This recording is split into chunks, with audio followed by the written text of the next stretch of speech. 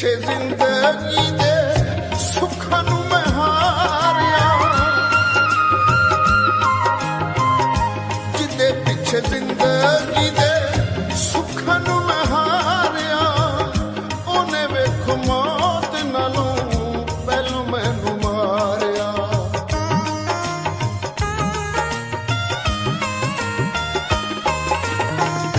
ਜਿਹਦੇ ਪਿੱਛੇ ਜ਼ਿੰਦਗੀ ਦੇ ਸੁੱਖਾਂ ਨੂੰ ਮੈਂ ਹਾਰਿਆ, ਉਹਨੇ ਵੇਖੋ ਮੌਤ ਨਾਲੋਂ ਪਹਿਲੋਂ ਮੈਨੂੰ ਮਾਰਿਆ।